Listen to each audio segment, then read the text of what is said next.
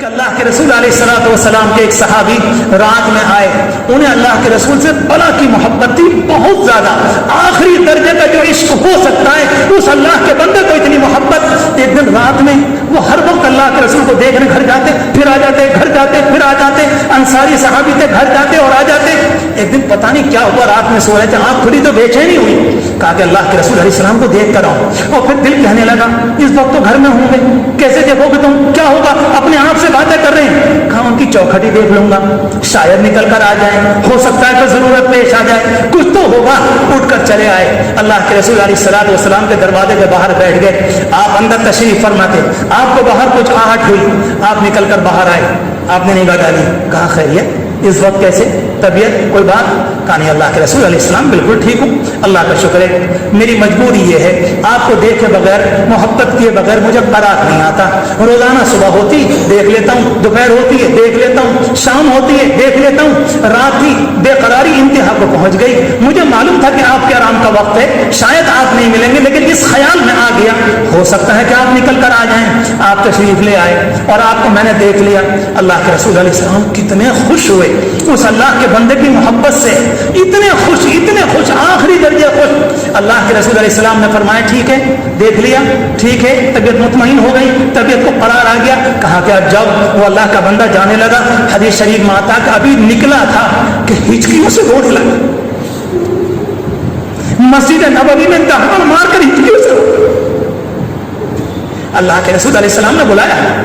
آپ نے فرمایا میرے عزیز تم نے مجھے دیکھ لیا، یہی تو نیت کر کے آئے تھے، میری ملاقات بھی ہو گئی، چہرے پر نگاہ پڑ گئی، سب کچھ، اب رونا کیسا ہے؟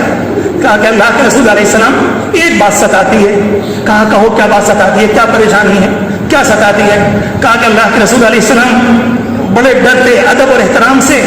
موت تو مجھے بھی آئے گی اور اللہ آپ کو بھی بلا دے گا، میں یہ سوچ رہا ہوں کہ اللہ نے اگر مجھے معاف کر دیا تو نیچے درجے کی جنت ملے گی، آپ بہت اوپر ہوں گے تو جنت میں میرا دل کیسے لگے گا جب میں آپ کو دیکھوں گا۔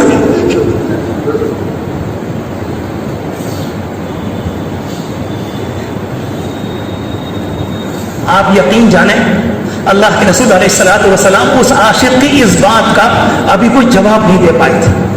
کیا کہوں، کس طرح سے مطمئن کروں، کوئی بات نہیں، آپ سن رہے ہیں، آپ دیکھ رہے ہیں کہ بلا کی محبت، ابھی وہ اللہ کا بندہ اسی حال میں تھا اور آپ نے کچھ ارشاد نہیں فرمایا، قرآن مجید کی آیتیں اس کی محبت کے لیے رات میں اسی وقت آئیں اور کیا فرمایا، وَمَن يُطِعِ اللَّهَ وَالرَّسُولَ فَأُولَٰئِكَ مَعَ الَّذِينَ أَنْعَمَ اللَّهُ عَلَيْهِمْ، جو اللہ اس کے رسول کی اطاعت کرے گا اللہ اس کو قیامت میں نبیوں کے ساتھ کرے گا۔ بات تو اس کا تھا، اس انصاری صحابی کی بات کا، وہ آئے تھے رات میں، وہ رو رہے تھے، ان کی ہچکیوں پر قرآن مجید کی آیتیں آئیں، گویا کہ قرآن نے اعلان کیا ہے پیغمبر یہ جواب آپ نہیں دیں گے، وہ سات آسمانوں کے اوپر کا مالک جو پوری کائنات کا رب ہے وہ جواب دے گا، اور جبریل امین لے کر آئے، اور عجیب و غریب بات یہ ہے اگر قرآن مجید کی آیت میں یہ آتا ان سے کہہ دیجئے کہ تم نبیوں کے ساتھ ہوگے، قرآن نے یہ نہیں کہا، میرے جوانوں آخری باتیں کان کھول کر سنو، وَمَن يُطِعِ اللَّهَ وَالرَّسُولَ، جو کوئی اللہ اس کے رسول کی اطاعت کرے گا، جو کوئی کرے گا قیامت تک کرے گا، اس زمانے میں کرے گا جو اس نے کبھی پہلے کی یا کبھی بعد کے اندر کرے گا، فرمایا فَأُولَٰئِكَ مَعَ الَّذِينَ أَنْعَمَ اللَّهُ، اللہ تبارک و تعالی اس پر انعام فرمائے گا، نبیوں کے ساتھ ہوگا، صدیقین کے ساتھ ہوگا، شہداء کے ساتھ ہوگا، صالحین کے ساتھ ہوگا، اور کیا ہی بہترین رفاقت ہے۔ میرے پیارو یہ مت سمجھنا کہ مسئلہ ختم ہو گیا اگر اطاعت کو اپنا لیا اور آج کے دن یہ پیغام لے کر گئے میں بھی خدا کے گھر میں عہد کروں اور آپ بھی خدا کے گھر میں عہد کریں،